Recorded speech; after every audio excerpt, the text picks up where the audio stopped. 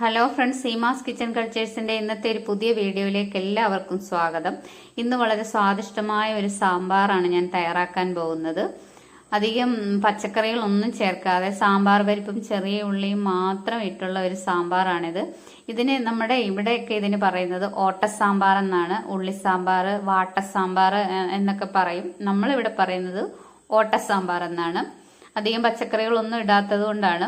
അപ്പോൾ അതിന് വേണ്ടിയിട്ട് ഞാൻ സാമ്പാർ പരിപ്പ് എടുത്തിട്ടുണ്ട്. ഒരു 250 ഗ്രാം ചെറിയ ഉള്ളി എടുത്തിട്ടുണ്ട്, 4 പച്ചമുളക്, ഒരു തക്കാളി. അപ്പോൾ നമ്മൾ സാമ്പാർ പരിപ്പ് നന്നായിട്ട് കഴുകി നമുക്ക് കുക്കറിലേക്ക് ഇട്ട് കൊടുക്കാം.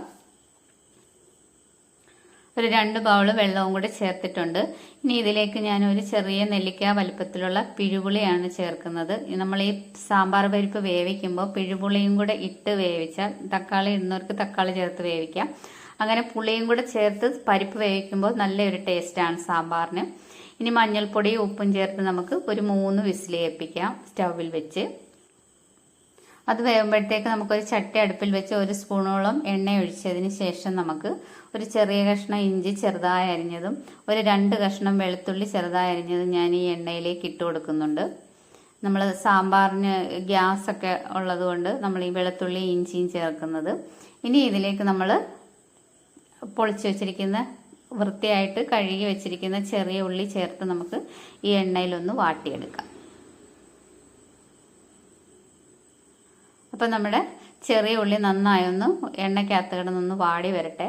എന്നിട്ട് നമുക്കിനി പച്ചമുളക് ചേർത്ത് കൊടുക്കാം.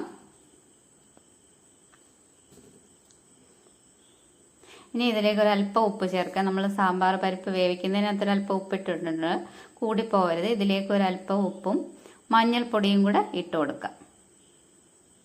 എന്നിട്ട് ഉള്ളി നന്നായിട്ട് എണ്ണയ്ക്കകത്ത് കിടന്നൊന്ന് വാടട്ടെ. അല്പനേരം നമുക്കൊന്ന് അടച്ചു വെച്ചൊന്ന് വേവിക്കാം, ആവിയിലൊന്ന് വേവട്ടെ. അതിനുശേഷം നമുക്ക് ഞാൻ ഒരു തക്കാളി അരിഞ്ഞു വെച്ചത് അതിലേക്ക് ചേർത്ത് കൊടുത്തിട്ടുണ്ട്. ഇപ്പം തക്കാളിയും പച്ചമുളകും ചെറിയ ഉള്ളി, അപ്പം ഇതെല്ലാം നന്നായിട്ടൊന്ന് വാടി വന്നിട്ടുണ്ട്. ഇനി നമുക്ക് അതിലേക്കൊരു 1/4 ടീസ്പൂണോളം ഞാൻ മുളക് പൊടി ചേർക്കുന്നു. മുളക് പൊടി അധികം ചേർക്കുന്നതിൽ ഒരു കളറിന് വേണ്ടി മാത്രമേ ചേർക്കുന്നുള്ളൂ. 1 സ്പൂൺ മല്ലിപ്പൊടിയും ചേർത്തിട്ടുണ്ട്. ഇനി ആ പൊടി ഇതിൽ കിടന്ന് നന്നായിട്ടൊന്ന് മൂക്കട്ടെ. പൊടി മൂത്ത് കഴിയുമ്പോൾ ഞാൻ 2 സ്പൂൺ സാമ്പാർ പൊടി ചേർത്തിട്ടുണ്ട്.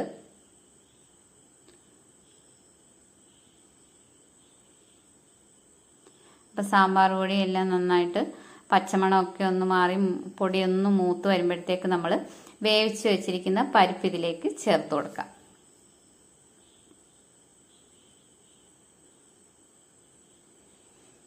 അപ്പം നമ്മൾ പരിപ്പ് ചേർത്ത് നന്നായിട്ടൊന്ന് ഇളക്കി എല്ലാം കൂടി ഒന്ന് യോജിപ്പിക്കാം. ഇനി ഇതിലേക്ക് നമ്മൾ കുറച്ച് ചൂടുവെള്ളമാണ് ഞാൻ ഒഴിച്ചത്. കുറച്ച് ചൂടുവെള്ളം കൂടെ ഒഴിച്ച് നന്നായിട്ടൊന്ന് തിളപ്പിച്ചെടുക്കാം. ഉപ്പൊക്കെ പാകത്തിന് നോക്കി ഉപ്പൊക്കെ ചേർക്കണം.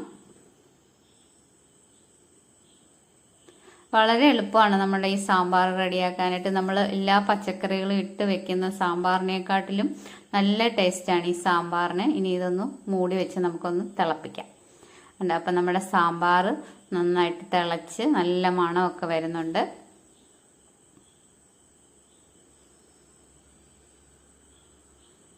ഞാൻ ഇതിലേക്ക് കായപ്പൊടിയല്ല ചേർത്ത, കായത്തിൻ്റെ ചെറിയൊരു പീസ് ഞാൻ ആ ഉള്ളി വാട്ടിയപ്പോൾ അതിലേക്ക് ഇട്ടിട്ടുണ്ടായിരുന്നു. ആ വീഡിയോ മിസ്സായി പോയതുകൊണ്ടാണ് കേട്ടോ. അപ്പം ചെറിയൊരു കഷ്ണം കായം ഞാൻ ഇതിലേക്ക് ചേർത്തിട്ടുണ്ട്. നമ്മുടെ സാമ്പാർ പൊടിയിലൊക്കെ കായം ഉള്ളതാണല്ലോ.